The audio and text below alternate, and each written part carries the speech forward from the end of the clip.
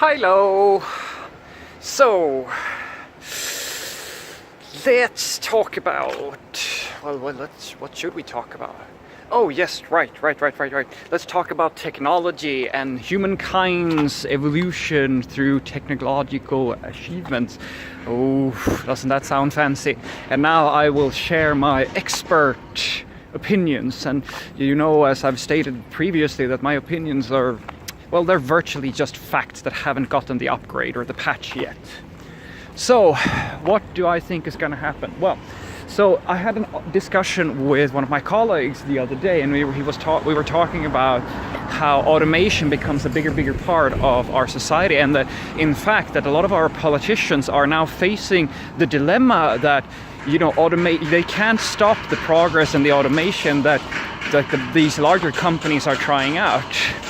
And if you think about it, the short-term gain for, let's say, speed cashiers, like you here in Sweden, there's almost every single major supermarket has this concept of self-scan or something like that. And this has been going on for like 10 years at least. And most people will say that this is very convenient, and I will say that yes, that it is very convenient, but if you do the math, think about it. If this system makes it and it ever becomes like streamlined to the point where people trust this cashier system in like all across the board, it becomes the default or the standard for doing business at the supermarket, a lot of jobs will kind of disappear there. And I told my colleagues back in the day when I was working at the supermarket that I love this concept, but you do know that this is a direct threat to this type of employment.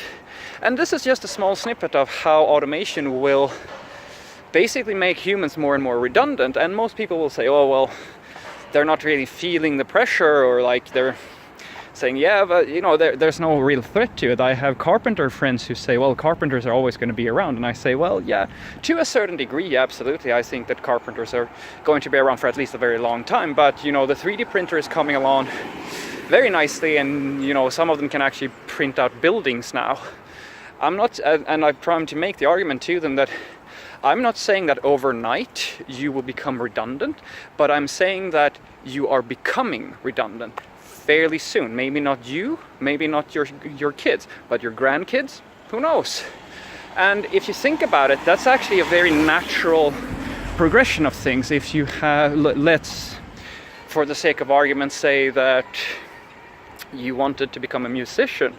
Now, most musicians will make the argument that, you know, that's a creative field. It's something that we cannot automate. It's something that cannot be computerized. And I will say, baloney.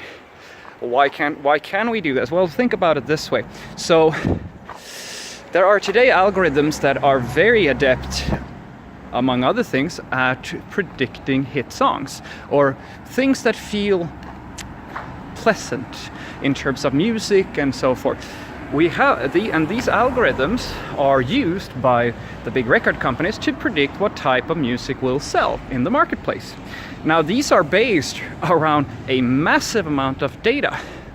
So you look at the top hit song, and through the algorithms that we have, you can actually predict the patterns that we humans find pleasant. Because if you think about it, art is not created out of nothing.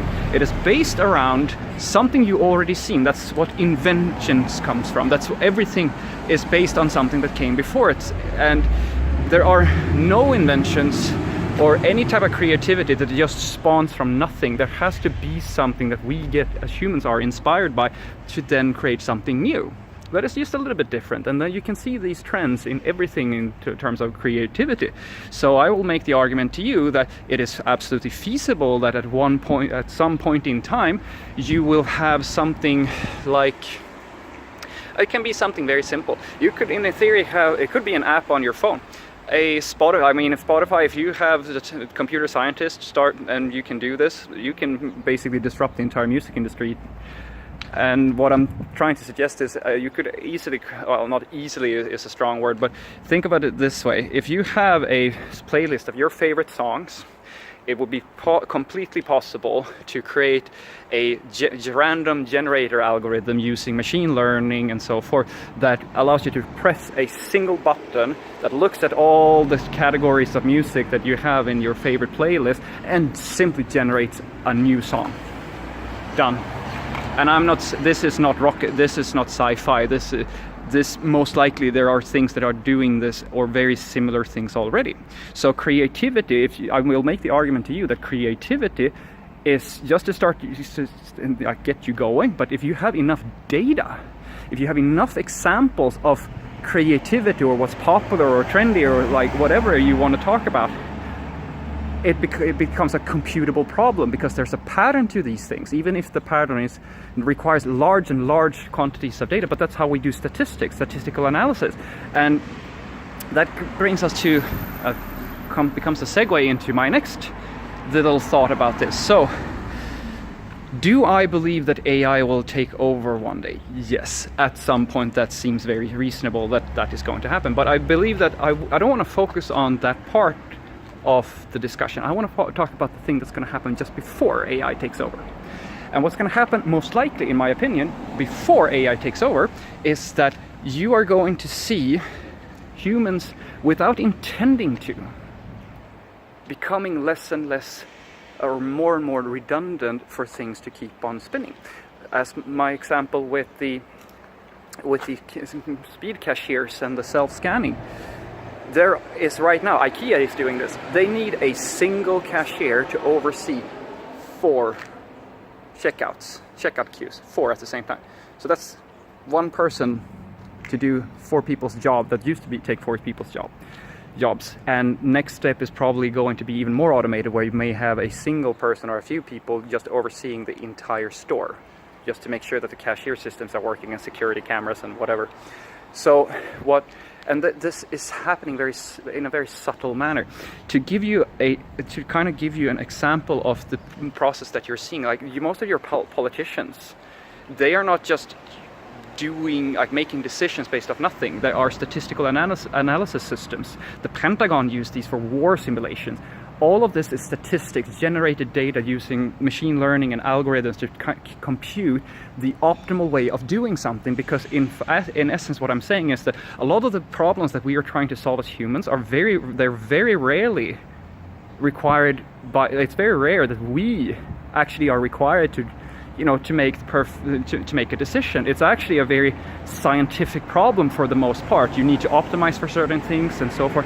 It's really rare, and that's where politics really, I think, gets it wrong a lot of the time. We start arguing about back and forth about issues that are in essence, they're only issues because we make them issues. Most of the problems we're trying to solve can be solved by computers, or the scientific method. It's a better way of looking at it. And to give you the clearest example I can give you of this trend, look at pilots.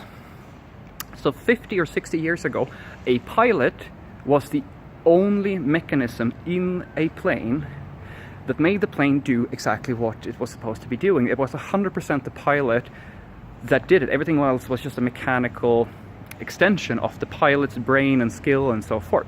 Today, a pilot is little more than a single unit that oversees the automated computer systems that are running the plane. Now, a pilot can, at any moment, take full control, and that person is always in full control of the plane. They can do what they need to do if the computer system is misbehaving in any way. But in most of the time, they are simply overseeing the instruments and the onboard computers to make sure that everything is running smoothly. And this is happening in many other industries. And that's the clearest picture I think I can give you of what I think is going to happen next. I think that this is going to keep on going in many, many areas. Whenever there's a decision-making process and so forth, our tools are going to develop to the point where we really only become a human extension or an overseer of how these automated systems are working. And for those of you who love Cartoon Network or cartoons when I was young, basically, you remember the show The Jetsons? Just pressing the button all day long, that's all you're doing? That's an extreme version, but I really think that that's probably the closest thing to the truth that we have. And the reason for that is because we are not, as humans, we are not ready to accept that there is something smarter than us. That's why we're afraid of the AI systems and so forth, because we are afraid to lose our position as the dominant intelligent race on this planet. And so we need something in between to make us feel comfortable with computers making decisions for us. And it's already happening. You're already allowing computers to make your decisions for you. And if you don't believe me, I'll ask you this open question. How many times have you brought out a abacus to make sure that your calculator gave you the right answer?